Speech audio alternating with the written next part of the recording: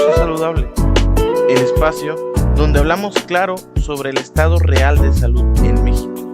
Soy el médico naturoterapeuta Ricardo Bravo Suárez y hoy te invito a un recorrido sin filtros por el Sistema Nacional de Salud, porque antes de cambiar algo debemos entenderlo y porque hablar de salud no es solo hablar de hospitales, es hablar de justicia, dignidad y derechos humanos.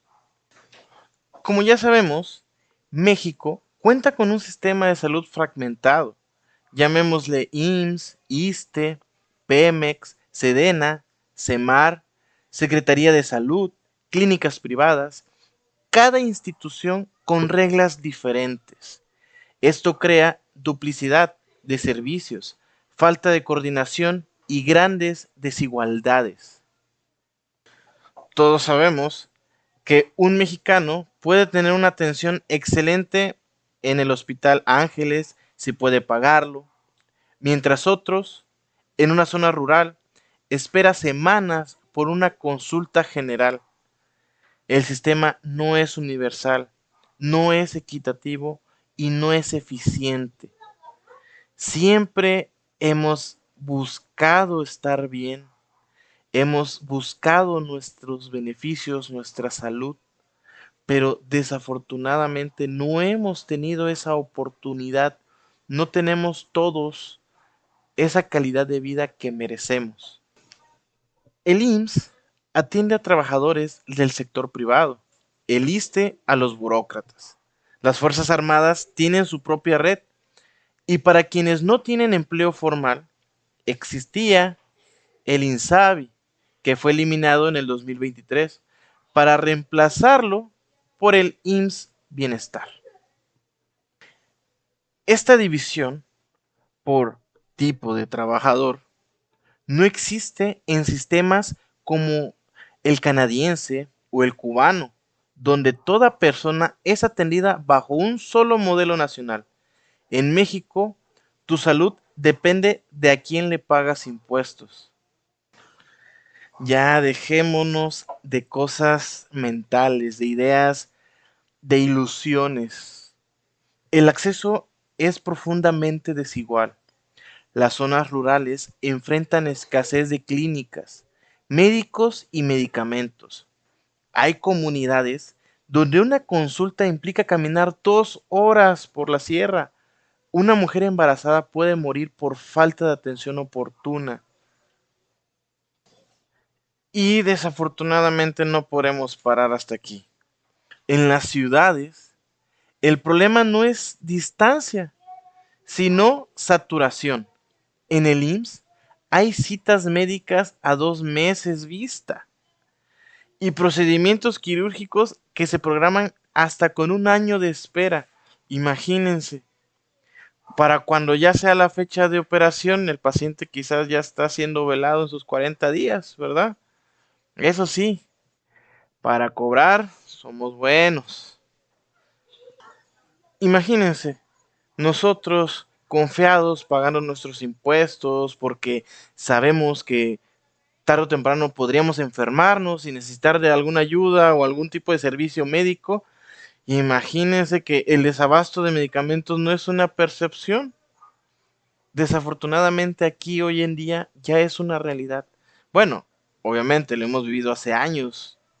Es algo que no hemos podido cambiar. Pacientes con cáncer, VIH, epilepsia o diabetes han tenido que interrumpir tratamientos, no por negligencia médica, sino por fallas administrativas, recortes mal planeados y mala gestión. Muchos de estos pacientes que requieren la atención, desafortunadamente, son o desempleados o empleados mal pagados que tienen que sobrevivir con el sueldo que su superior les da. Y aún así, por la necesidad y el desabasto, tienen que acudir a instituciones privadas que incluso llega a un punto en el que ni siquiera pueden pagarlo. Ya hablando un poco más de temas, entre el 2019 y el 2022, miles de denuncias fueron documentadas por colectivos como Nosotros, y organizaciones de pacientes. Se perdieron vidas, se rompió la confianza. ¿Cómo podemos depender o confiar nuestra salud en una institución que ni siquiera piensa o se preocupa por nosotros? Y claro, se nos hace fácil culpar al personal de salud, los médicos y enfermeras, pero también hay que recordar o hay que considerar que también son víctimas del sistema.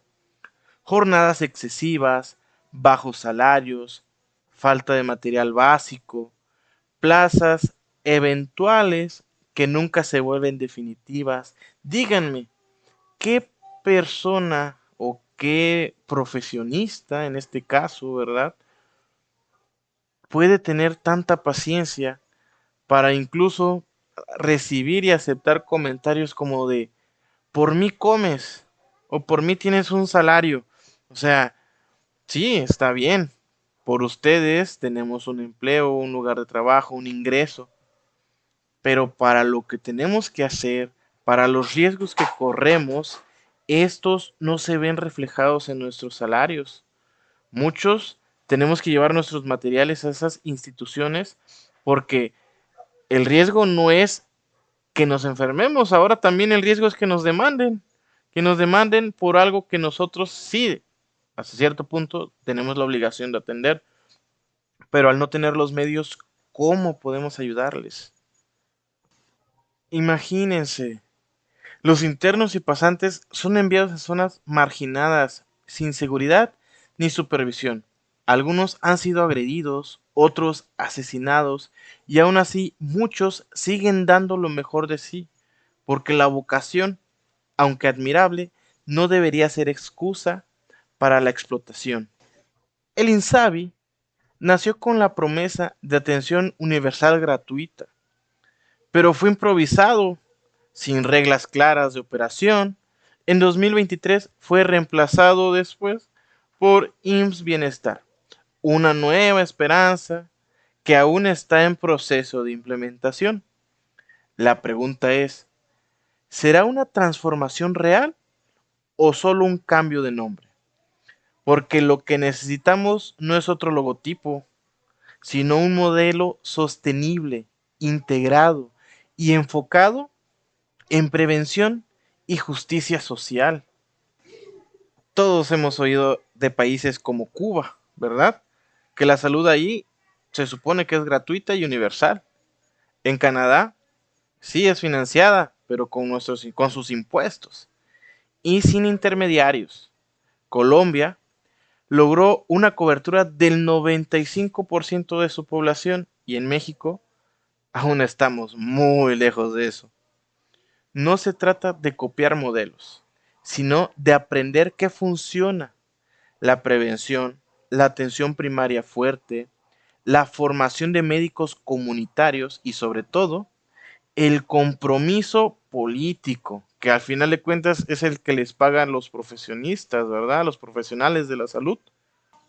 Hay que tener en cuenta esto. La salud es un derecho humano. No puede seguir dependiendo del ingreso o la afiliación laboral. Como médicos, debemos alzar la voz. Como ciudadanos, exigir transparencia, presupuestos suficientes y participación social.